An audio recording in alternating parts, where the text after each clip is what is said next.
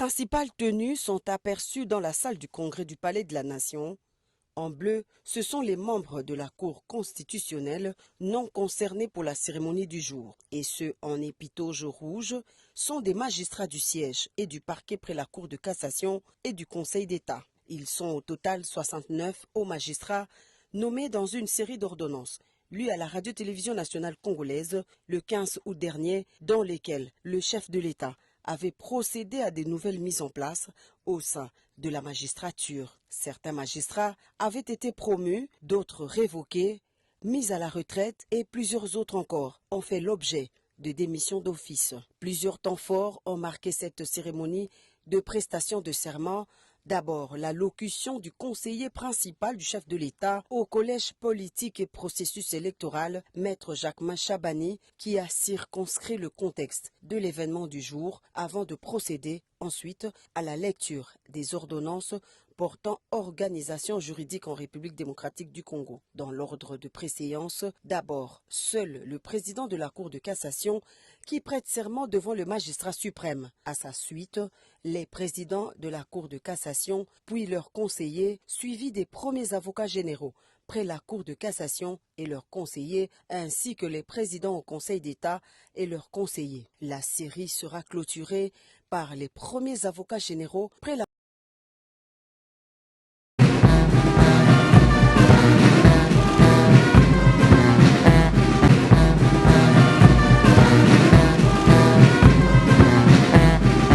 Deux principales tenues sont aperçues dans la salle du Congrès du Palais de la Nation.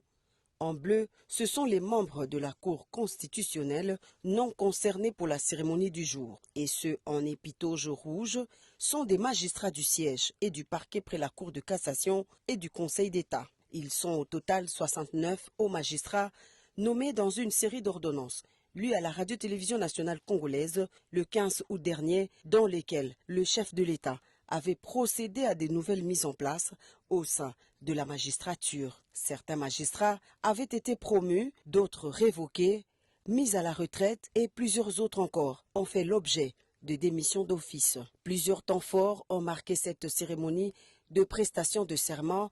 D'abord, la locution du conseiller principal du chef de l'État au collège politique et processus électoral, Maître Jacquemain Chabani, qui a circonscrit le contexte de l'événement du jour avant de procéder ensuite à la lecture des ordonnances portant organisation juridique en République démocratique du Congo. Dans l'ordre de préséance, d'abord, seul le président de la Cour de cassation qui prête serment devant le magistrat suprême. À sa suite, les présidents de la Cour de cassation, puis leurs conseillers, suivis des premiers avocats généraux près la Cour de cassation et leurs conseillers, ainsi que les présidents au Conseil d'État et leurs conseillers. La série sera clôturée par les premiers avocats généraux près la Cour de cassation et les avocats généraux près le Conseil d'État. Les heureux promus ont prêté serment devant le président de la République, Félix-Antoine Tshisekedi Tshilombo, conformément aux prescrits de la Constitution. Et les lois de la République démocratique du Congo, et de remplir loyalement et fidèlement, avec honneur et dignité, les fonctions qui me sont confiées. Je prends acte de votre prestation de serment en qualité de conseiller au Conseil d'État. Mes très sincères félicitations. Cette cérémonie revêt un intérêt particulier car elle traduit la volonté du magistrat suprême de poursuivre les réformes au sein de l'appareil judiciaire congolais. En République démocratique du Congo, conformément à la constitution du pays, les magistrats sont nommés, promus et révoqués par le président de la République sur proposition du Conseil supérieur de la magistrature. Dans l'assistance, il y avait le Premier ministre chef du gouvernement, le président du Sénat, le vice-président de l'Assemblée nationale et les animateurs des différentes institutions de la République.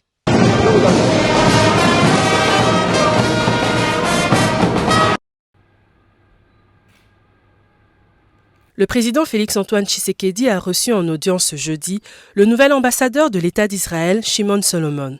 en marge de la prestation de serment des hauts magistrats. Je suis venu ici en visite et je suis également le nouvel ambassadeur en RDC. Nous avons une très bonne relation entre la RDC et Israël. Historiquement et particulièrement depuis l'année dernière dans différents domaines, nous continuons donc à discuter de moyens de renforcer les relations entre les deux nations. Plus de 40 ans d'amitié lient les deux pays qui partagent des défis communs à relever. Vous savez, Israël est un nouveau pays, petit pays avec énormément de défis. Pas d'eau, pas de pluie, le pays est à 60% désertique et nous avons beaucoup d'ennemis. Cette année, Israël a développé beaucoup de solutions technologiques pour l'agriculture et dans d'autres domaines. Nous savons que les défis en RDC ne sont pas faciles, donc nous souhaitons partager notre expertise afin de collaborer de manière bilatérale et attirer les compagnies israéliennes à travailler ici, à être présentes parce que nos relations, comme je l'ai dit, sont vraiment solides. Le nouvel ambassadeur de l'État d'Israël s'est dit ravi de cette rencontre avec le président Tshisekedi et reste confiant quant à l'avenir des deux nations. Pour se présenter dans le combat de Willy Kabala,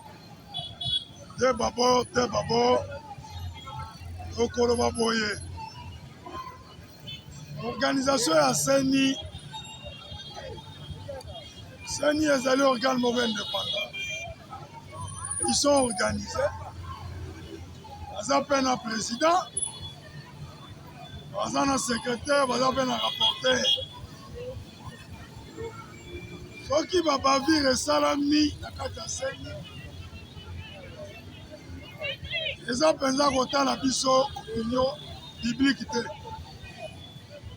Ils allaient bango na bango kuna état organe indépendant. Match à ordre. S'il faut sanctionner, on va pas sanctionner de quoi. On va éviter de sanctionner. Après, s'il y a sanction pour 15 jours. À mon avis, et là, on peut dire que on a un débat. Cuisine interne à ce niveau.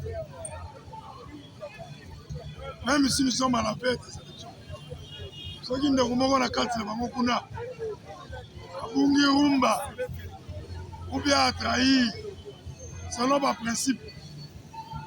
Ils ont débat opinion, ils ont sanction au président Pessi, 15 jours, à cadre de la règle de jeu, on les interne à ce niveau. Voilà. Pour la mamotali FRDC, qui me côté de 8 années, il y a 4 ans, reconnaître des FRDC, même ça qui m'appelle 2 années. Pambate Vital Kamere a outil déjà repé ça, ko lelana ba maman ba ku fait bande ko na bango na est kuna na Goma. Bon, et là on a yobi chaque fois ceux qui baba vire salami partout va tomber, va victime, la carte n'a pas été libre marche. On va bien avoir répression. La plupart des affaires de cette. Ils ont la police. Les attaques pour encadrer la marche. Ils ont armé. Ils ont la police. Bon, Nakao et Salami la Goma. Nous avons besoin de contexte, c'était parce que Bishop, nous avons ici le terrain. Nous Toyoki, marche Salami, certains Bawazalendo, avec à la tête un prophète qu'on appelle Bissimois, un secte religieux. Donc il y a un peu flou, Mais, quand c'est la banquette Salama, on va Kangami, on va juger, d'autres on voit la lumière, il y a marche, qu'est-ce qui s'est passé au juste? ebongo lisusu tomeka kozonga ndambu na seni opposition alobi elongo na église catholique pour ke bameka kotala serveur wana bafongola yango ka moke batala eloko nini seni akobatama akoboma mbi akobanga. Bon, la réclamation, il y a pas opposition dans toutes les élections des alakanango internationales. Même dans le Gabon, dans le Tchad, la pays nyonso ba élection esalamaka. Opposition, lokola ye te nde azali koorganize élection. Ayaka toujours na mwa ba réclamation pa bino. Ozolinga mona clé on élection oyo aza kokota amona mwa transparence. Mais pour notre cas, Adima atalisaki bango déjà que non transparence oyo bozoluka ya audit ya fichier tobengi ba Sud Afrique tobengi ba Belge na bana mboka audite fichier ebino bozozonga lisusu mpona kosenga deuxième audit. C'est comme si baza na confiance na audit esamaki. Bon, soki baza na confiance bango balingi bakoma sikoyo seni ya mibale parce que seni akokotisa bino na kati te ya cuisine oyo azola oza mpe na mwa balimite. Me modele ya opposition oyo opposition radicale c'est comme si balingi bakoma deuxième CENI. C'est ça qui est un peu bizarre. Kasi lelo penza okoki koloba na message to masolo ezoleka na kati ya FRDC ba stratégie nini o penza bayimboka Kongo to baye o bakambaka penza armée na biso bakolengela mpona. Bon, eloko lokola babengi stratégie ya armée. Stratégie ya armée eza kaka na niveau na bango moko armée nde bayebi stratégie ezala secret. Biso en tant que bacommunicateur kopesaka nde analyse oyo biso oza kopesa tozali komona ete FARDC en matière en puissance. En tout cas pour le recrutement esalami effectif mpe mati nde lelo tobanda okozela parce que effectif ezalaka obima awa ezalaka maloba l'état congolais azali mpenza sire na effectif wana te mais na minute oyo l'état akomi sire na effectif eza akomata oyo ezalaka manduki te fo basoda mpe bazala ebele basoda ebele manduki ebele. C'est ça la force. Nini penda olingi kobakisa na nyonso oyo utei koloba wa mpona bandeko bakolanda biso bayeba eloko nini ezoleka awa kala mingi te dépôt déjà ya bacandidature ya baprésident. Maintenant Antoine Tshombo Tshisekedi bato bakomituna ye moko nde akokende to Augustin Kabuya mwana pute nde akokende e baplateforme ebele babimi mpona kofuta caution ya président Antoine Tshombo Tshisekedi. IDPS alobi biso moko nde candidat na ye biso moko nde bakolo na ye koto mpe baplateforme biso moko nde bakolo na ye. Bon meka mwa kosala analyse par rapport ya nyonso wana. Bon eloko ndamona koloba sondage oyo esalamaki ya baaméricain ba ONG wana ezalaka international eza mpe crédible na congrès américain bacongressiste oyo bayaki awa. C'est-à-dire que Fathi est favorable pour gagner l'élection. Bon, c'est la démocratie. Mais la action, ça l'a mis à 100 jours. na programme il y a 145 territoires. En tout cas, Fachi est favorable au deuxième mandat. As un candidat, il y a l'IDPS pour le congrès, candidat de l'IDPS. On y peut avoir parti Moussoussou, pour la INC à Vita Kamere. Ça là qui peut congrès, ils soutiennent la candidature de Fachi Beton. Donc il a MLC, ça peut membre de l'Union sacrée, à ça la congrès. Oh, nous sommes allés pour sa candidature. Pas ça. Pas ça. Mais, Fachi, a un favori pour l'action il y a 100 jours. Cette action il y a 100 jours impacte peu social. Parce que social, les gens ont dommage. Les gens ont dommage. Pour vous avoir dommage, il faut penser là et ça la pomme même à produit l'intérieur et à la capitale. Donc, social, les gens ont maternité gratuite. Social, les gens ont gratuité de l'enseignement. Pour ceux qui ont minerval, patati, patata, telemi, bon, on a besoin de dommage. Et aucun de nous. On a besoin de discours à dommage. Ce sont des gens qui ne comprennent rien. Ça joue impacter le sous-social. Donc, Fachi a un discours à repérer ça. Au moins, maman est montée ici. Un bâtiment Sika, maman est montée. Au moins, Zandou, bâtiment Sika. Au moins, il faut parler du peuple. Bâtiment Sika est tellement wana.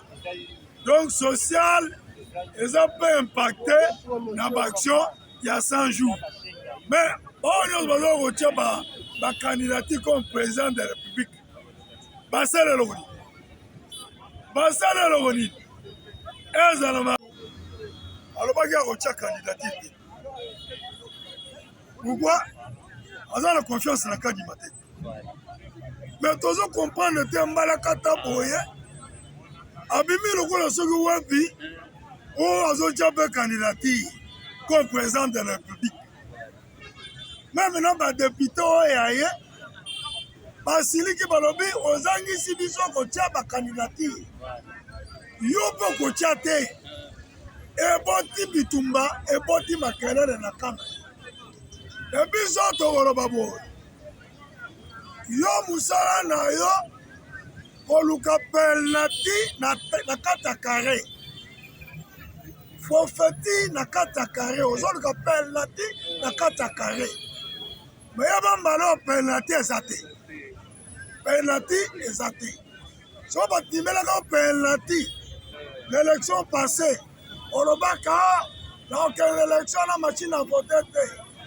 Ambala kata ko kwela kata carré. On va pas faire penalty. On va pas faire penalty au bêta au chaté. Mais pour la malo, penalty au boy. Merci. Il dit Kabbalah, Debabo 090 67 38 796. Merci.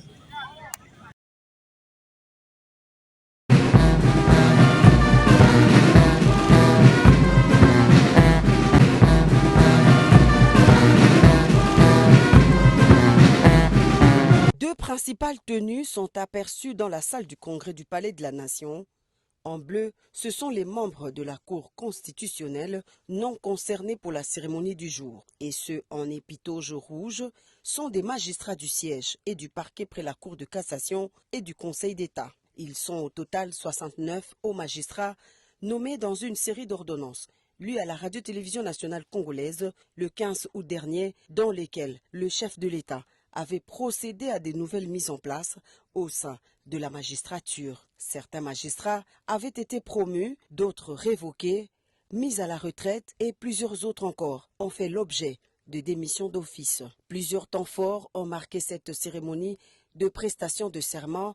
D'abord, l'allocution du conseiller principal du chef de l'État au collège politique et processus électoral, Maître Jacquemin Chabani, qui a circonscrit le contexte de l'événement du jour avant de procéder ensuite à la lecture des ordonnances portant organisation juridique en République démocratique du Congo. Dans l'ordre de préséance, d'abord, seul le président de la Cour de cassation qui prête serment devant le magistrat suprême. À sa suite, les présidents de la Cour de cassation, puis leurs conseillers, suivis des premiers avocats généraux près la Cour de cassation et leurs conseillers, ainsi que les présidents au Conseil d'État et leurs conseillers. La série sera clôturée par les premiers avocats généraux près la Cour de cassation et les avocats généraux près le Conseil d'État. Les heureux promus ont prêté serment devant le président de la République, Félix-Antoine Tshisekedi Tshilombo, conformément aux prescrits de la Constitution. Et les lois de la République démocratique du Congo, et de remplir loyalement et fidèlement, avec honneur et dignité, les fonctions qui me sont confiées. Je prends acte de votre prestation de serment en qualité de conseiller au Conseil d'État. Mes très sincères félicitations. Cette cérémonie revêt un intérêt particulier car elle traduit la volonté du magistrat suprême de poursuivre les réformes au sein de l'appareil judiciaire congolais. En République démocratique du Congo, conformément à la constitution du pays, les magistrats sont nommés, promus et révoqués par le président de la République sur proposition du Conseil supérieur de la magistrature. Dans l'assistance, il y avait le Premier ministre chef du gouvernement, le président du Sénat, le vice-président de l'Assemblée nationale et les animateurs des différentes institutions de la République.